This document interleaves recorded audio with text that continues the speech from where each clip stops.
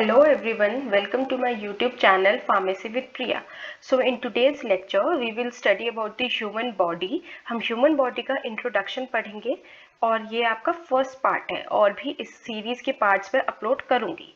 तो सबसे पहले हम स्टार्ट करते हैं इसकी बेसिक टर्मिनोलॉजी से। सी स्टूडेंट्स, बेसिक टर्मिनोलॉजी का क्या मतलब होता है? बेसिक टर्मिनोलॉजी मीन्स वो बेसिक चीज़ें, वो बेसिक डेफिनेशंस जो आपको पता होनी चाहिए बिफोर प्रोसीडिंग फॉरवर्ड। आगे बढ़ने से पहले आपको ये 2-3 चीज़ें हैं जो कि पता होनी चाहिए, वरना आपको आगे का इतने अच्छे से समझ नहीं आएगा। तो उन 3 चीज़ों में जो मैंने डेफिनेशंस यहाँ डाली हैं वो है anatomy, physiology and pathology. Anatomy का मतलब होता है, पहले डेफिनेशन में रीड करती हूँ फिर मैं आपको अलग से समझा दूंगी। Anatomy refers to the study where in various structures of the body are studied along with their interactions with each other.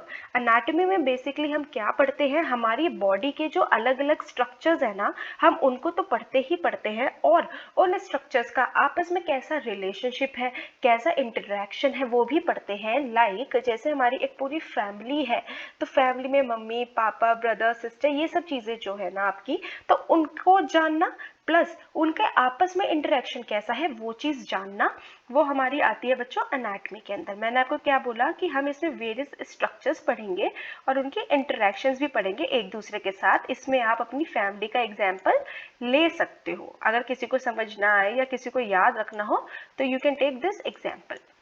दूसरा बच्चों हम आते हैं फिजियोलॉजी पे। In physiology we study about the basic working mechanism of the body systems. हम physiology में जो हमारी बॉडी सिस्टम का वर्किंग मैकेनिज्म है वो पढ़ते हैं। एनाटॉमी में आप खाली उनके स्ट्रक्चर्स के बारे में पढ़ रहे हो और उनकी इंटरेक्शंस पढ़ रहे हो। वेयर एज इन फिजियोलॉजी हम स्टडी करते हैं about the basic working mechanism की हमारी जो बॉडी सिस्टम है, कोई भी अगर सिस्टम है तो भाई अगर वो चल रहा है, वो काम कर रहा है तो वो कैसे काम कर रहा है, सबका कुछ ना कुछ मैकेनिज्म होता है। Then we come on to pathology. तो जो भी हमारी बॉडी में इलनेस होती है या हमारी बॉडी में बीमारी होती है या कुछ डिसऑर्डर हो गया, कुछ खराबी हो गई किसी एबनॉर्मेलिटी की वजह से, तो वो सब चीज़ें हम पैथोलॉजी में पढ़ते हैं। I hope it is clear. Anatomy में क्या होगा, पैथोलॉजी में क्या होगा, फिजियोलॉजी में क्या होगा, ठीक है। नाउ इसके अलावा हम ये कह सकते हैं कि जो हमारी ह्यूमन बॉडी है ना, it resembles a complicated instrument.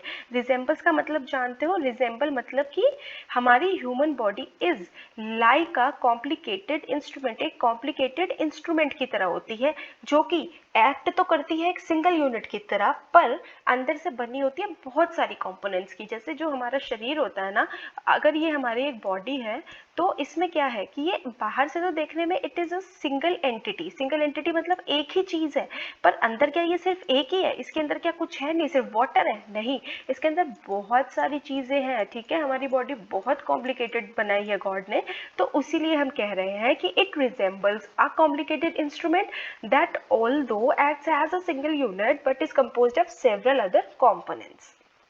तो आगे चलते हैं। अब हम यहाँ पे हम देख लेते हैं कि हमारी स्ट्रक्चरल ऑर्गेनाइजेशन कैसे होती है। देखो, सबसे पहले हमने ये पढ़ा हुआ है कि हर एक चीज़ में एटम्स है, छोटी सी छोटी चीज़ में एटम्स है। फिर जब बहुत सारे एटम्स मिलते हैं ना, वो बनाते हैं मॉलिक्यूल्स, ठीक है। जब बहुत सारे मॉलिक्यूल्स मिलते हैं वो बना देते हैं सेल्स, सेल्स बनाते हैं टिश्यूज, टिश्यूज फिर बनाते हैं ऑर्गन्स, और फिर हमारी बॉडी बन जाती है ह्यूमन बॉडी। हमारी ह्यूमन बॉडी में खूब सारे ऑर्गन्स हैं, है ना। तो पहले हम बोल रहे हैं एटम्स आया, ऐसे हमारी बॉडी डिजाइंड है। फिर मॉलिक्यूल्स होते हैं, फिर सेल्स होते हैं, टिश्यूज आते हैं, फिर ऑर्गन्स आते हैं, एंड बेसिकली फिर हमारी क्या आ जाती है? ह्यूमन बॉडी आ जाती है।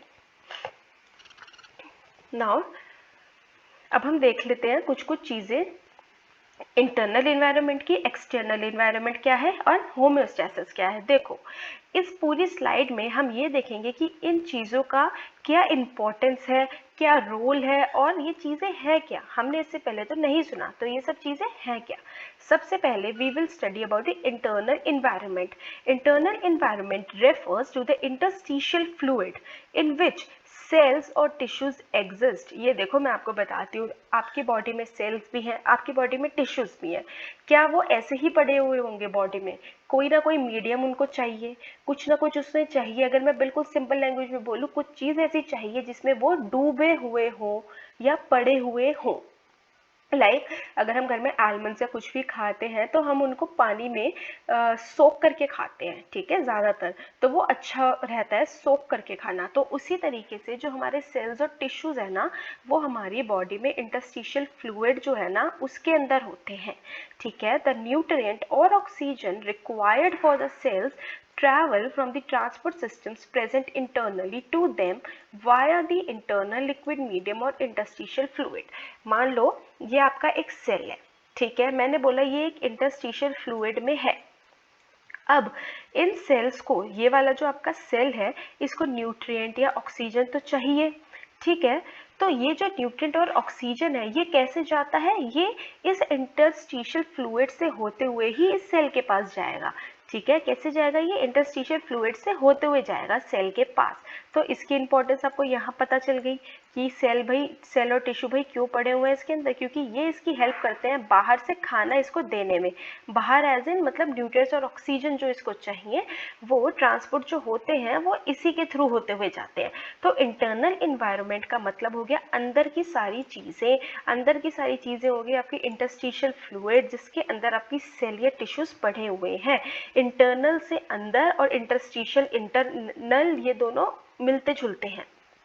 अब इंटरनल जब हम समझ गए, जो हमारी बॉडी के अंदर का फ्लूइड है जिसमें सेल्स और टिश्यूज सोक्ड हैं या रहते हैं या एग्जिस्ट करते हैं, तो अब हम चलते हैं इन एक्सटर्नल एनवायरनमेंट पे। It refers to the external atmosphere that is responsible for providing nutrients and oxygen to body sales.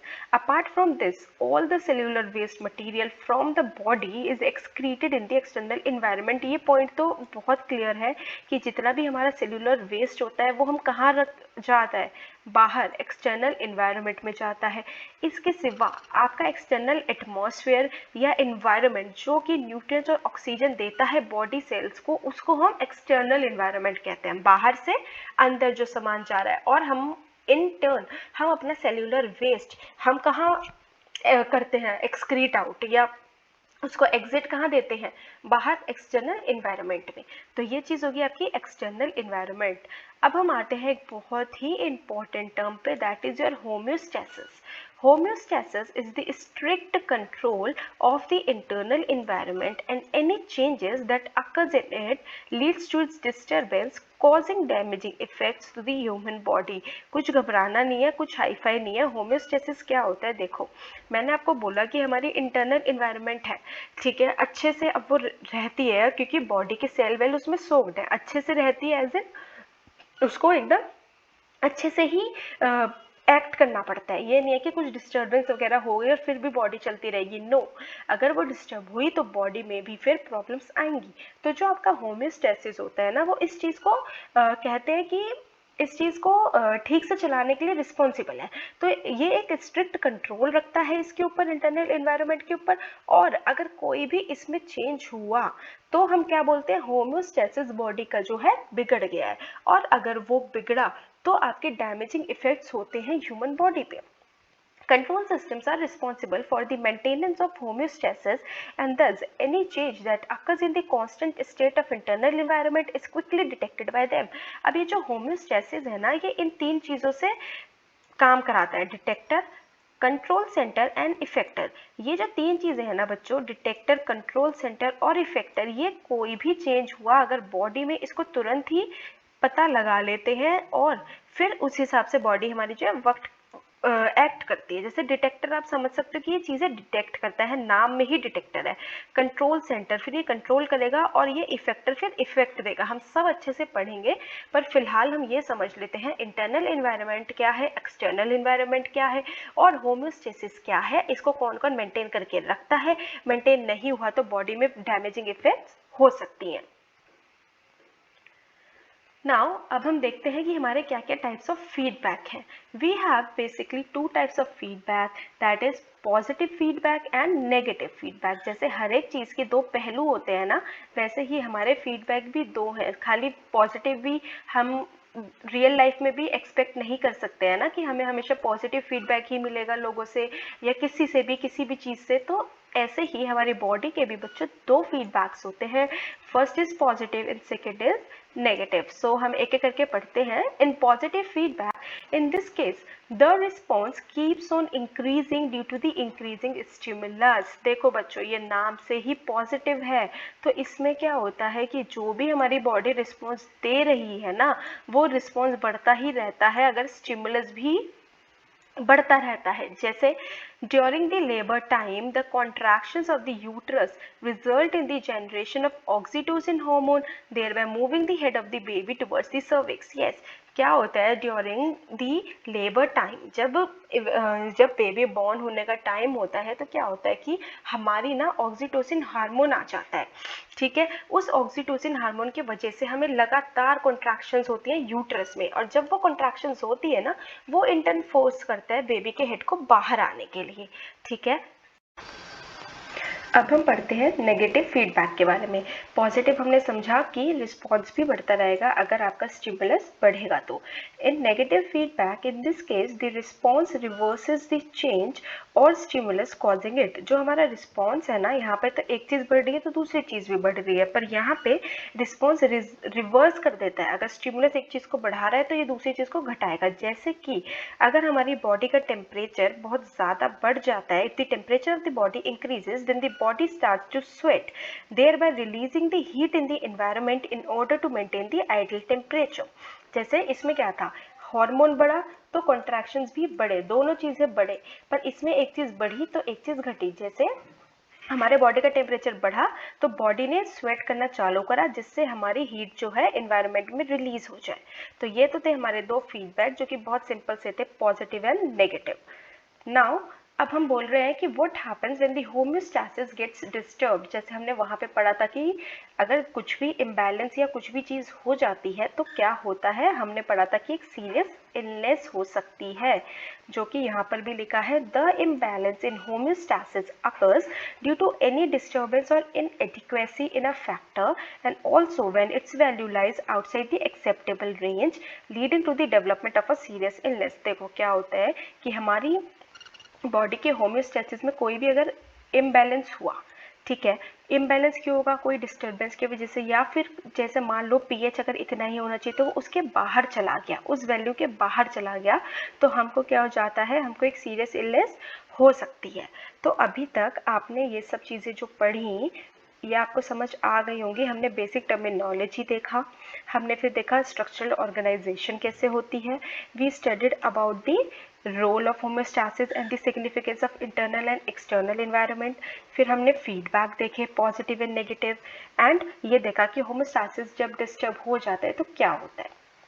Now next हम कम्युनिकेशन देखते हैं। कम्युनिकेशन मतलब क्या होता है, कम्युनिकेशन होता है बात करना, अपनी बात कैसे आप किसी दूसरे इंसान तक ट्रांसमिट कर सकते हो कम्युनिकेट करके, वो होता है कम्युनिकेशन।